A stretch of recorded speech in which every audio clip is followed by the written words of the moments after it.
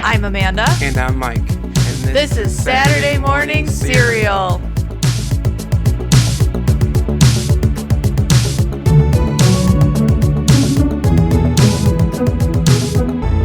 Hello, everybody, and welcome to another episode of Saturday Morning Cereal. I'm Amanda here with Mike, and today is very exciting. We're going to just sit down and chat and just discuss all things and everything Pokemon.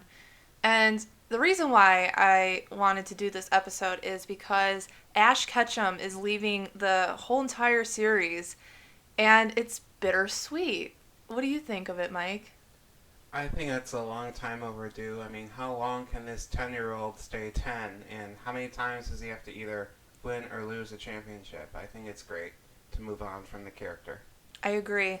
But yet, also, I always counted on Pokemon and, like, Ash and all the characters just being there forever. And yeah, like, it's just kind of crazy how now the new generation is from the new game that just came out, Scarlet and Violet. And I think Scarlet and Violet is just unique in itself because it's in a different territory called Paldea, and it's like a whole different, I would say, like a concept from going out and battling like gyms. And I mean, don't get me wrong, there are gyms, there's a Pokemon League, but you're also going to school too. And that's something that the Pokemon anime hasn't really dived into, is like education and stuff like that.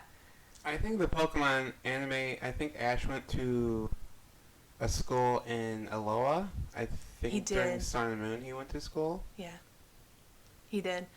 Yeah, so that was interesting, because Sun and Moon, like, totally took the anime in a different direction, in my opinion. You know, he went to school, it was a different region, different characters. It was like a different vibe, I feel like, for Ash. And I think and then Journeys came after Sun and Moon, and Go was introduced. And unfortunately, Go isn't a very popular character in the anime. I see online, like, people don't like Go. And honestly, I was not a fan of Journeys. I know you only watched a few episodes, Mike, but what did you think of Journeys, like, overall? I think it was the best concept for a Pokemon series that has been executed. I think staying in one region for too long can become stale, and they have to keep on waiting for these new games to come out. Mm-hmm. I think if the Pokemon series had kept the Journeys style of, he can go anywhere in the world, he can catch any Pokemon, he can battle anyone in the world and have that tournament. I think the show could have lasted a lot longer, but I can understand why they're going to end it so soon. Yeah, it was like a whole different thing, but they're plopping in Ash, who already has like a very overdue, I would say, like, presence in the franchise. So yeah, it'll be interesting. So some history here of my love for Pokemon. So Pokemon came out like around 1995 in Japan. Introduced the card game and the anime, and it just blew up in Japan, and then it came over here to America. And my earliest memory of Pokemon was, I think, like 1997, 1998, like around there. And my brother actually had it on at my grandma's house. It was on Kids WB, and I was like, oh, this is like the Pokemon that everybody's talking about, right? So I remember going home, and I had a dream about Pokemon, and like Team Rocket was in there and stuff, and like the next morning I woke up and I just really wanted to watch Pokemon.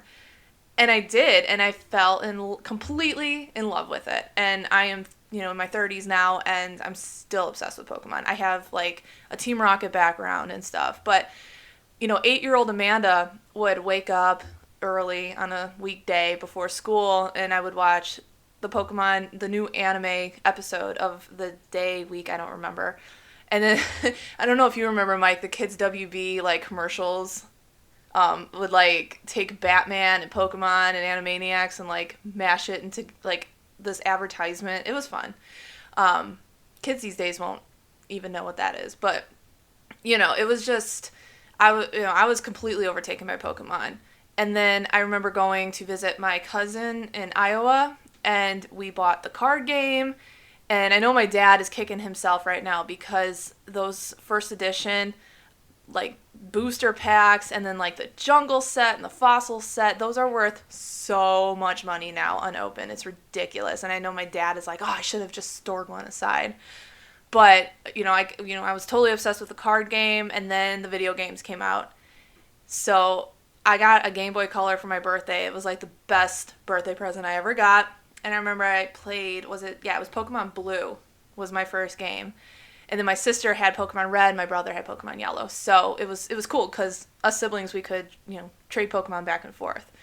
And then I remember I got Pokemon Gold for Christmas and then Pokemon Crystal as well. And then it was just like, I don't know, it's like a skill we never thought we needed is battling Pokemon and like learning how to, water is strong against fire and, dark is strong against ghost type.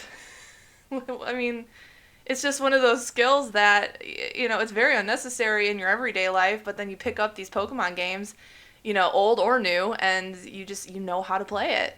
It's great. Mike, what was your history of Pokemon? Oh goodness. So I was a subscriber to this magazine back in the day called Nintendo Power. And Nintendo Power was the official magazine of Nintendo. So they would send out issues all the time, previewing new games and everything. And one time, they sent a magazine out with a VHS tape. So, I popped this VHS tape into my VCR, such retro terms here, and there was a whole, maybe 10 or 11 minute preview of Pokemon, and they were just interviewing this character who was Ash. Ash's aunt. Ash's aunt. Yeah. And she was like, Pokemon's coming, you gotta be ready for Pokemon. They just showed clips from the anime, and they showed, Ash catching Pidgeotto and Caterpie, and then they showed the games, and they showed the cards, and it was just like, Pokemon is coming.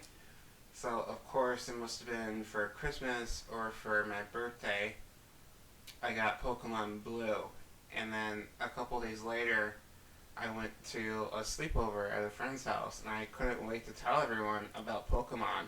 But the thing was, when I got there, Pokemon was already there. Everyone was talking about it. I was old news. Like, everyone was playing the game, and it was just, the craze had started. So, I owe Pokemon so much as an artist because when I was younger, I would get my dad to draw video game covers for me. I would just sit and watch him draw. So when the Pokemon games came out, I fell in love with the characters, and it's just for me, it's a master class in kind of world building and character design, because a Pokemon is exclusively a Pokemon. You can't mistake it for anything else.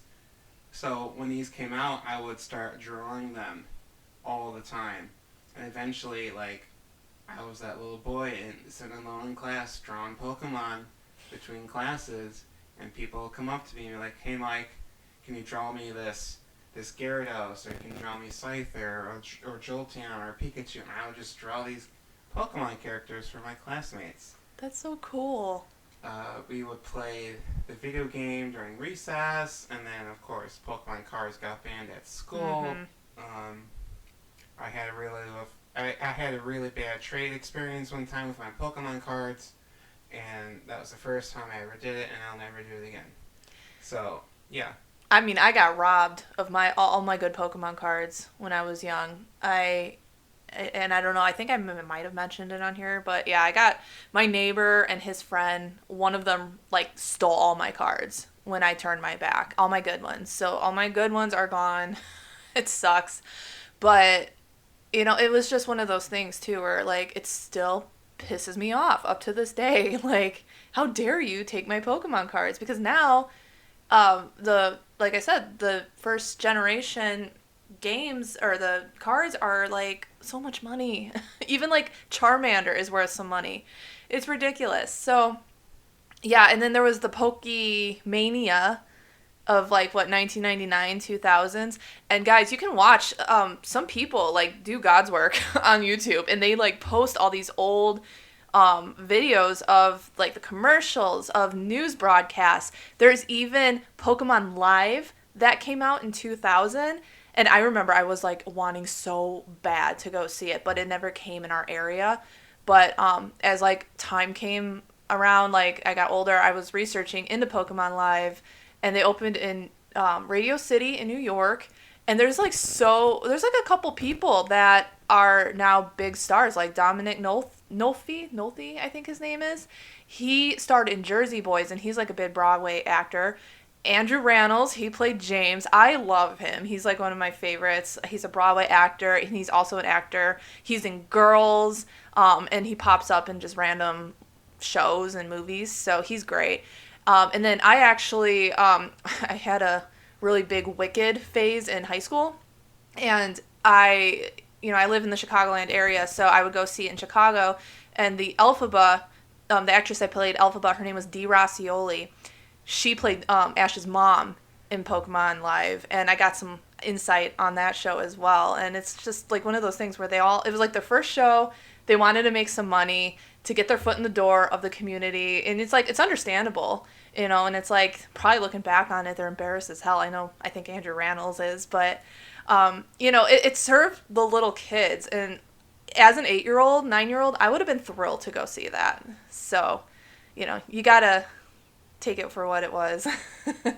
So I'm going to start on my favorite anime characters, like the human characters, and then my favorite Pokemon. So I would say my favorite character from the anime is James. I love Team Rocket.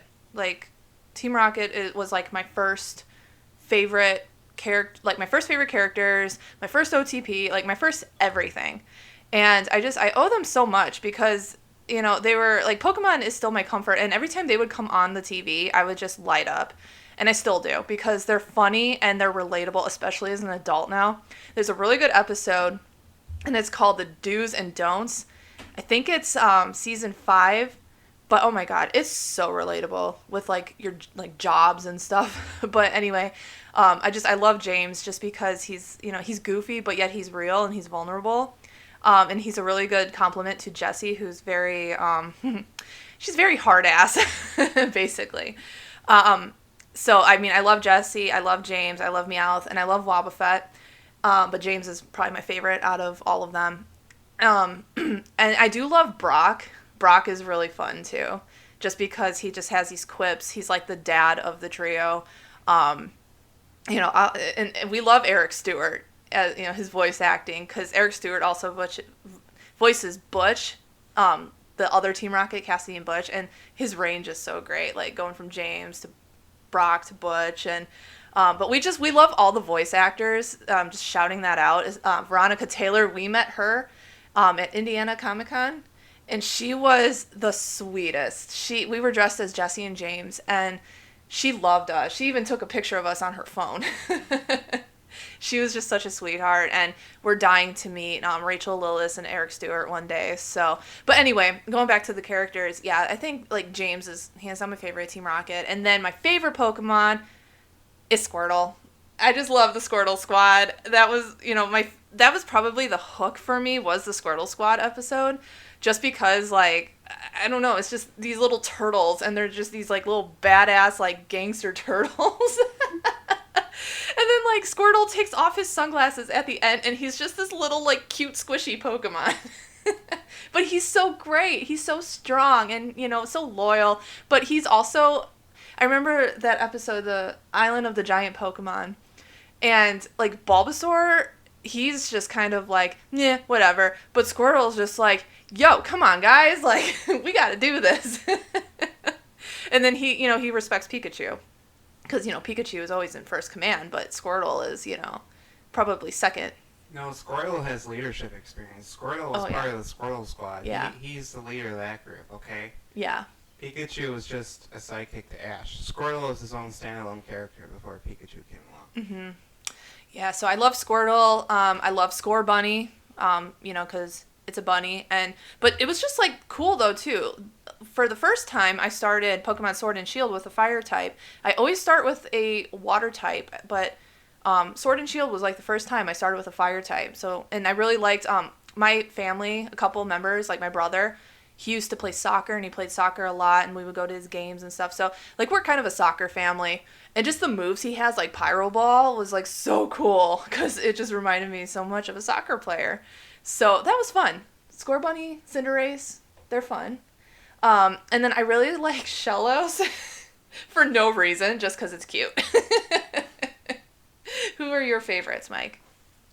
Well, starting with the anime, I gotta say, I really do like Ash. I feel like there's a sort of a lovable loser aspect to him that I really appreciate because I know a lot of Pokemon players who've been playing the game for like 20 years, but they still don't know their type matchups. Me. Yes, exactly. I just I, wing it. I think it's great that we finally got to see him kind of evolve and grow into a champion over the course of the series. Even though I haven't seen every episode, I know he becomes champion, and that's great. Of course, I always had a crush on Misty, so I like Misty.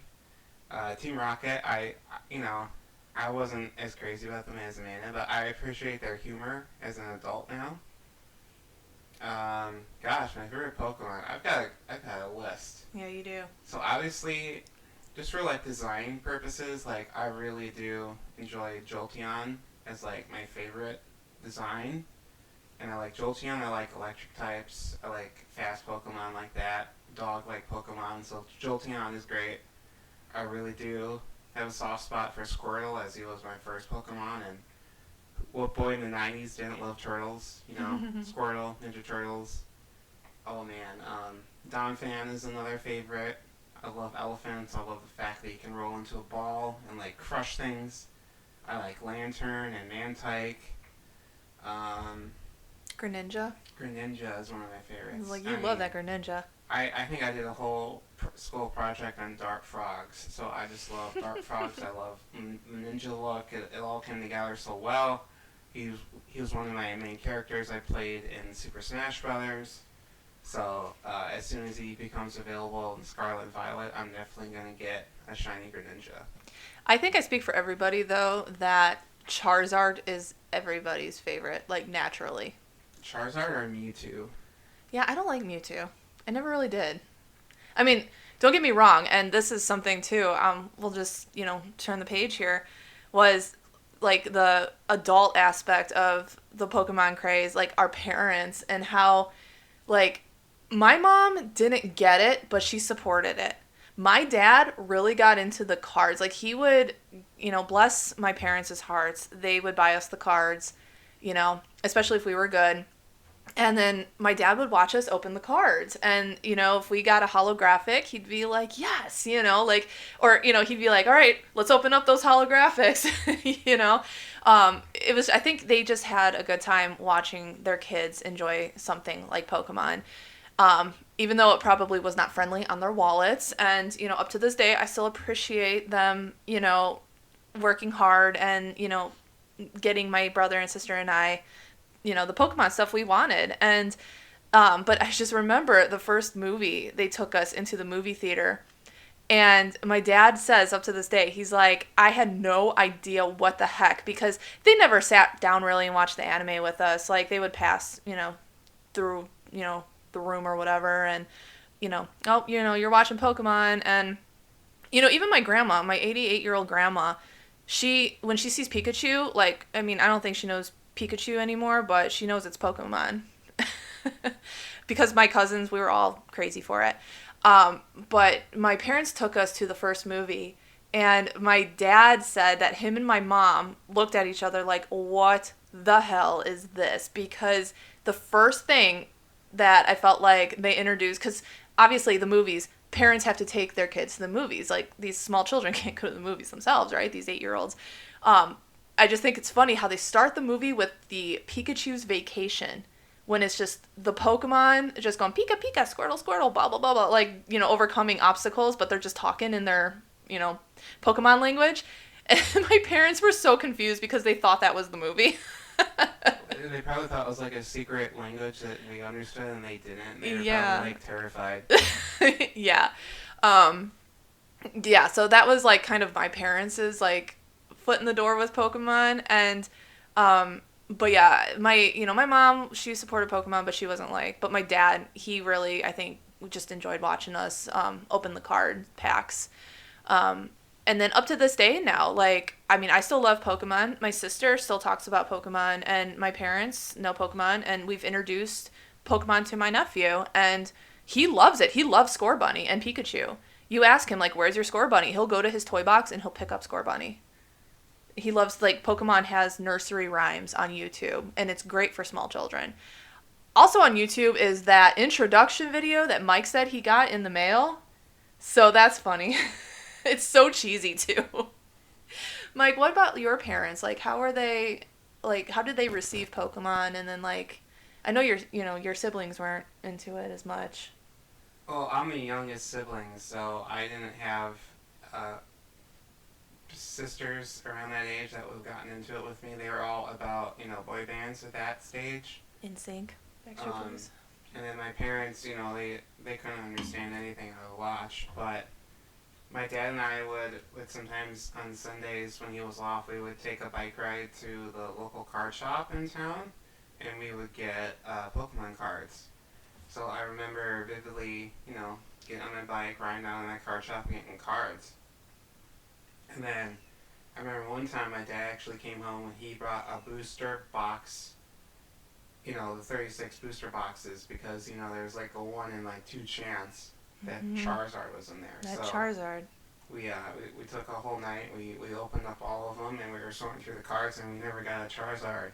But on that Christmas morning though, Santa came and he delivered a Charizard for me, and I'm always thankful for my dad for, putting up with that craze and supporting my interests and picking up that card for me, because I still will occasionally look at my Pokemon cards for nostalgic purposes, and it'll just remind me of the time me and my dad spent together, so. And that's just what's so great about this whole thing is we have those memories of, our parents, and it doesn't matter, like, where you were. Like, we had my grandpa, I would mow lawn for my grandparents, and he would pay me in Pokemon cards, and my cousin was part of a card league. I don't remember what those were really called, but she was part of a card league, so we would go there. It was just at a card shop, and, he'd pick up some cards for me, and he got me this Team Rocket James booster box, like this little booster box, and I still kept the packaging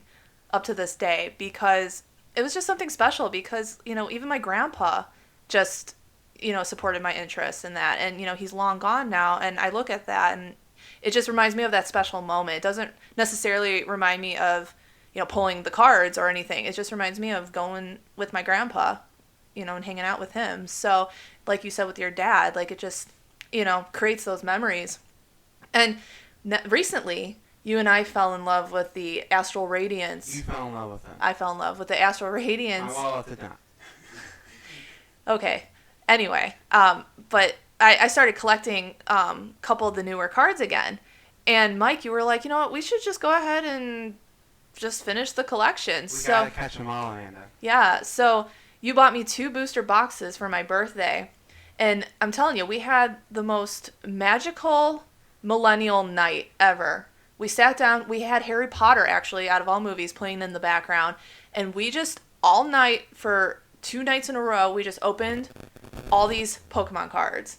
And we're almost done with the collection. Like, we've been kind of picking at, the ones we still need and whatever. But again, we have that memory of just sitting down and opening these cards and just genuinely having a great night. So it's just the memories they create too. It's just fantastic. So we're going to talk about the games here though. So red, blue, and yellow were the first ones to hit the United States. I believe there was green in Japan, right? Yes, green in Japan. Yeah. So I have to say, us conquering those games as children, we were crazy good. Because as an adult, those are hard as hell now. I'm struggling playing Pokemon Yellow at the moment on my DS. But again, it was just such a craze. I can't even explain it with those games. They made Game Boys pertaining to the games. They made, these jelly link cables to trade your Pokemon. The worm lights, because you couldn't see in the dark with the Game Boys, right? But yeah, like the games, like my childhood, like I feel like my parents, I don't remember too much about it, but I think my parents had to pry me away from the Game Boy to do homework because those games were my life. And then like Silver and Gold came out, and then Crystal came out, and it was just, the games just keep evolving over time, and it's 2022, 25 years later, that they're still making these games, although they're different storylines, and they like introduce different elements to the game each time. So my favorite game, I don't know. I think I still hold correct, and I'm just gonna plug in my Pokemon socials. Yes, I have Pokemon social media accounts. I'm on Twitch, I'm on Instagram, and I'm on TikTok at Pokemanda98. And I go on Twitch and I play games, that all the games that are Pokemon. And my favorite, and I say it on there, is Sword and Shield, just because of the colors. It's just very well made. Like the colors are crisp, the detail in the game is fantastic. And Scarlet and Violet, it took me a while to grow into it, and that's the new game that just came out. I think it's pretty as well. Very glitchy though. But as far as like storyline goes, Arceus that came out last year is probably my favorite story arc. Story of the characters like are great in that game. The only thing I have beef about in that game is like the battle system, but as far as like the characters and the story goes, I love like the whole thing. So, yeah, Sword and Shield, visually my favorite, story wise, Arceus. How about you? I gotta go with Pokemon Scarlet and Violet as far as story goes. I think Arvin was a great character. Someone who started off as like a rival, but then evolved into like, a great sidekick character with his own motivation that really pulled at your heartstrings. I really enjoyed the open world concept being fully realized, even if it was kind of glitchy. And by kind of, I mean really, really, really, really glitchy. You find your Pokemon like in a rock. You find your Pokemon in a rock, or they'll fall off cliffs occasionally, or sometimes the Pokemon will just turn gigantic, and then the rig will step out of the Pokemon and start spinning and twisting. The games will crash sometimes. Yeah. But yeah, I really enjoyed the designs for the Pokemon in the last couple generations have been really strong since really Sun and Moon, so I don't have any complaints about that. Visually, I gotta say, I do enjoy Sword and Shield as well. I really do like that subtle shaded look that those games have. I enjoy that crisp outline that they have, the models as well. And then as far as like a 2D game goes, I just recently played Pokemon Black. I rented that from the library, and those 2D visuals, they look great. I mean, the aesthetics of the game, looks good. The sprites are great. The storyline was strong. The addition and then the bigger Pokedex outside of Unova was nice as well. So that's a great game. Gotta say, I was not a fan of Diamond and Pearl though. Yeah. The remakes, to be specific. Yeah. It was like a jump back to what the games were, which, I mean, that's fine. Like, it's a great throwback. I mean, Let's Go Pikachu was great. It was fun. And it called back to Pokemon Yellow. But Diamond and Pearl is just kind of anticlimactic. But yeah, as far as for me, like, the 2D goes, I really enjoyed Pokemon Crystal, and I know it's just kind of a redo of Pokemon Silver and Gold, but I think I just liked it for aesthetic reasons, and I loved Suicune. I don't know why, I just love the design of Suicune. Jumping around now to the anime, I mean, oh God, like, I can't pick a favorite generation because I love these characters so much, and they've evolved so much, but like, I just get these weird moments where I go off on a 90s thing. I'll listen to, like, 90s music. So I'll listen to, like, Britney Spears and Backstreet Boys, Christina Aguilera, Spice Girls. Like, all my 90s music I listen to. I would pop in, like, my CD in my little girly CD player as a child. And then, like, also be watching Pokemon. And there's just times where I just, like, going back to the 90s because that was my childhood. And it just comforts me. So, I mean, the first and second season of Pokemon are always going to be special to me. I will never get tired of watching each episode over and over and over again. And I really did like the Johto and the oh goodness, it was the Johto seasons like 3, 4, and 5. I really enjoyed that, and I really enjoyed Advanced Battle as well. Like with May and Max. Wasn't a fan of like things in between, and then I really did like Pokemon X, Y, and Z with Serena and Clement and Bonnie. And as far as the visuals go of the anime, that season was, or like, I don't know if you would count it as like a season or like the X, Y, and Z series, was so beautiful. It just like was just like the game kind of too, like very crisp, very colorful. The artwork was great. Sun and Moon was okay, and I'm not a fan of Journeys. I didn't, it's just something about the new art style in Sun and Moon and Journeys. I don't know. Like, there's times where I like it, but then there's times where I'm just like, I do miss the old character designs as well. What do you think? What are your thoughts? Uh, Talking about Pokemon Journeys and the character design, I appreciate it more because it's so much more a simplified style. And when something is more simplified in animation, it's easier to follow and it's easier to animate. And so the battles in this new series are top notch and they're great. And the animators don't have to do all this time drawing, designs, and they can focus on movement. So you get better animation out of it. Story-wise, I really did enjoy what I saw of Diamond and Pearl. I mean, Ash had his like a really strong regional bird, and he had Infernape, and he had Gliscor, and he had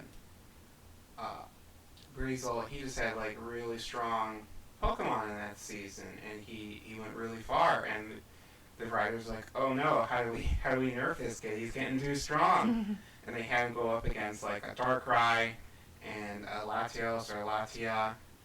And I think it was a great season. Probably my favorite story-wise. So yeah, visually, I really enjoy the new season, and story-wise, I really like Diamond and Pearl. And I haven't seen too much of X and Y outside of like the Greninja stuff, but Greninja, such a cool concept, introducing that battle bond form. Yeah. Diamond and Pearl is great too, and I particularly like the contest episodes where like Dawn was in Pokemon Contest and then Serena was in Pokemon Contest. So I really enjoyed those episodes, just because it was kind of a new and fresh idea other than watching Pokemon battles.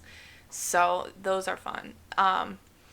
Yeah, just so much with the anime, and then like you have I have the To Be a Master soundtrack because Pokemon music hits like. I love, like, I'll jam out to, like, the Black or White opening or, like, a Battle Frontier opening. Like, those theme songs and just, back in the 90s, they had a whole entire soundtrack of all the Pikachu's jukebox songs. Like Double Trouble, Team Rocket, and, My Pokemon Best Rap. Friend. The Pokemon Rap. The Poke Rap. And, yeah, it's just... And then the first movie had a full out soundtrack with like hit artists, like Britney Spears was on it, In Sync, 98 Degrees. Like, I mean, it was real. Like the music, I have it on my iTunes. Like, Pokemon music is fantastic. So, but just now tying this all together, currently in Japan, they're starting to air. It's 13 episodes, I believe, that is just kind of wrapping up Ash's journey in the anime series.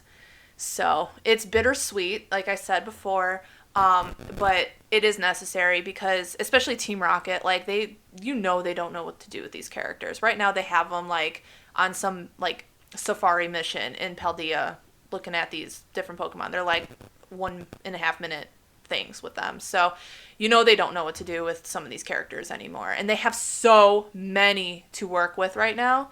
I think like Ash is going to try to encounter the majority of his old teams. I think Iris is going to show up. Serena's going to show up. Maybe Dawn. I know Misty. They just aired a preview for Misty. Obviously, Misty and Brock. But I'll be curious to see the ultimate send-off. And I'll also be curious to see what they do with Pikachu. What do you think? Because I know one thing. Sorry, Mike. One thing I've noticed is Scorbunny has particularly become a very popular Pokemon in the new generation today. Like my nephew, for example. Even our nieces knew Scorbunny. They pointed him out. Yes. So I mean, what do you think is going to happen like with the franchise and Pikachu and going forward? Well, I think Scorbunny, like all stars, I think he's going to get pushed to the side, and as this new generation comes to unfold. Clearly, the obvious winner in the new generation of starter Pokemon is Fuecoco. So, people love their fire-type Pokemon. So, what I would like to see, what I think is going to happen, is I think Ash is going to go, he's going to go revisit his old team, he might get them together, he might host his own type of tournament and have to defend his title as champion. That would be really cool. Mm-hmm. And what would be really cool to me is to see Ash grow up. I don't know if you know, but I'm a big Digimon fan from back in the day, from the 90s. And what the Digimon franchise did that Pokemon didn't do was they had their characters grow up. And they had eventually, like, the Digimon grow up and the Digimon die, and the kids grow up, they get careers, they become adults. I would love to see Ash possibly have a child, and for him to have his child go out on this Pokemon journey, and for him to just wave goodbye, and then possibly, like, in the very last moment, Pikachu shows up, and he hands Pikachu to his child, and the child starts their own journey. Because I can't imagine Nintendo, Game Freak, Pokemon Company, creatures, I can't imagine them just saying, oh, you know what, Pikachu is the most, like, iconic video game character in the world right now. Let's just forget about him. I think Pikachu's legacy has to carry on into this new franchise, however it goes forward, and I think the best way to do that is to have Ash give his Pikachu to his child to continue to start their own Pokemon journey. Yeah, no, I agree with that. And Pikachu is like Mickey Mouse status anymore. Like, you see Pikachu, you know it's Pokemon. Yes. Like I said, my grandma, she sees Pikachu. She probably doesn't know who Pikachu, like the name of Pikachu anymore. She just knows it's Pokemon. He's that one guy in the Macy's Day Parade. Yeah. And then it's interesting you say that about, too, like Ash kind of handing off things to his child, because people are speculating these new characters. The one girl looks like kind of Ash a little bit. She's got this, like, green... I mean, this is pure speculation. This has not been confirmed. But, like, she kind of resembles Ash a little bit. So, I don't know. That'd be interesting. Who would he end up with, though? You know, that's a completely different podcast episode discussion. Yeah. You know, I don't really care for ships in the Pokemon universe. Yeah. You want to talk Avatar ships or Marvel ships, yeah. Pokemon ships, you know. Yeah. Yeah. Whatever. I'll take anything. I know a lot of the girls crushed on Ash. Like, I know, like, Misty, obviously. Misty has her own, like... She's got, like, 2 songs, like, you know, crushing over Ash. And then Serena, too. She was... And I honestly think if he was going to end up with one of them, it'd be Serena. Because they have history. I don't know. Anyway, moving on. Yeah, so, oh, gosh. It's just going to be different, though, for us that grew up with the franchise. But I'm looking forward to seeing what's next. It's going to be good. And I trust the Pokemon Company. And I very much believe in their decision to, you know, retire Ash. Ash isn't, like, going anywhere. He's not going to die, but, you know, he's just not going to be... What if he does die? No! He did die in the first movie. He did. Remember? He was petrified in the stone like he was in the Chamber of Secrets or something. That was, like, one of... If you want to say, like, yeah, one of your most, like, a movie moment in the 90s that, like, traumatized your childhood, those were one of your moments. Pikachu crying. Ugh.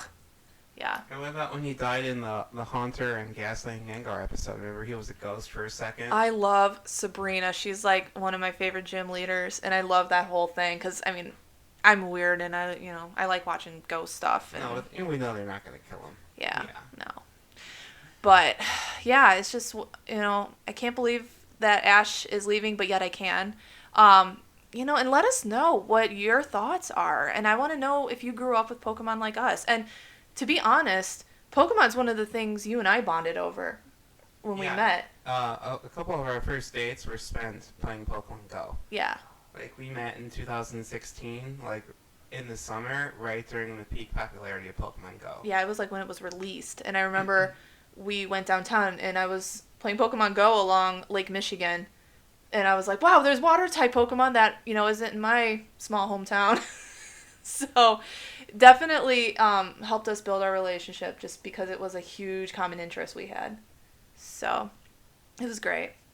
Pokemon is fantastic overall. So, the future of the games, too, that's like another story because these games keep evolving and they keep introducing different elements like mass outbreaks and raid dens. And this new game, particularly, linked, I would say, Sword and Shield and Arceus with like the mass outbreaks. And, so it's like kind of like ingesting what the old games had and then creating like a new, like, I don't know, storyline and like the fact that these kids are going to school, but you still have this like same elements from the old game. Like, what do you think, Mike? What's the future like? You went to school. I was in the boys' room smoking.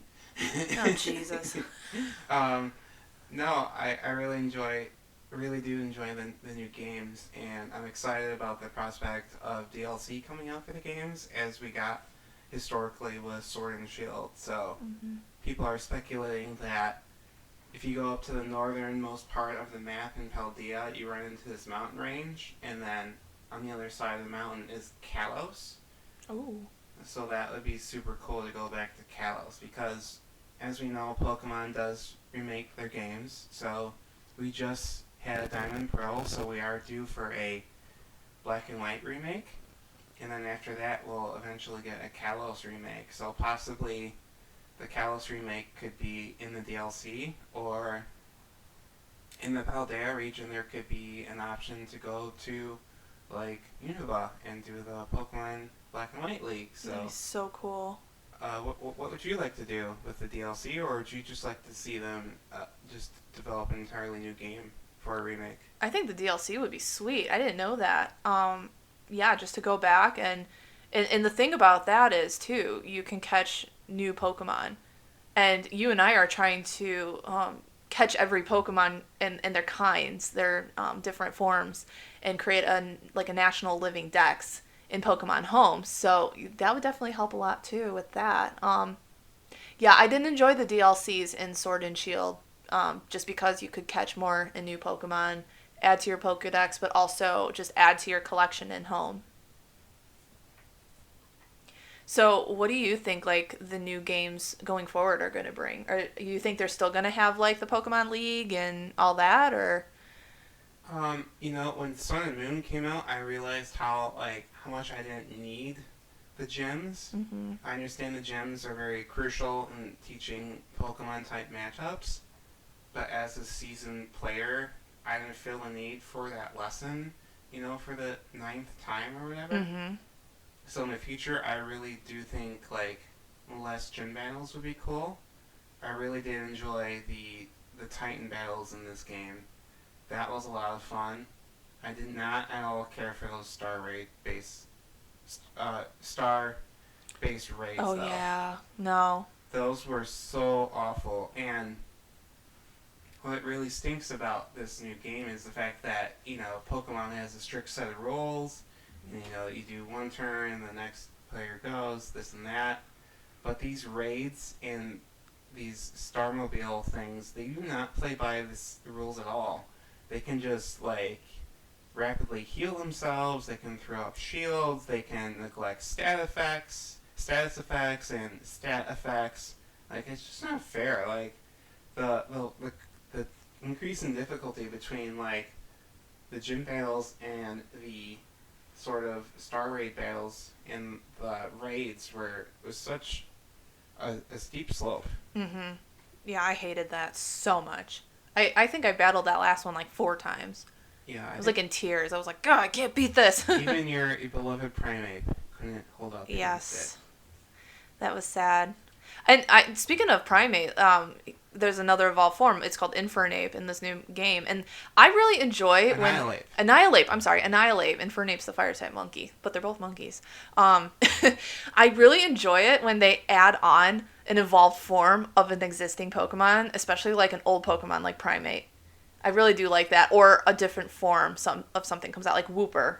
There's a different form of Wooper in this game, so I really do enjoy that. So like that's what I look forward to actually the most with the new game is like, ooh, what kind of new forms of an existing Pokemon are we gonna get? I love revisiting old Pokemon and Yeah. getting new forms of them. Like, I love Alolan Marowak and Sandslash. Mhm.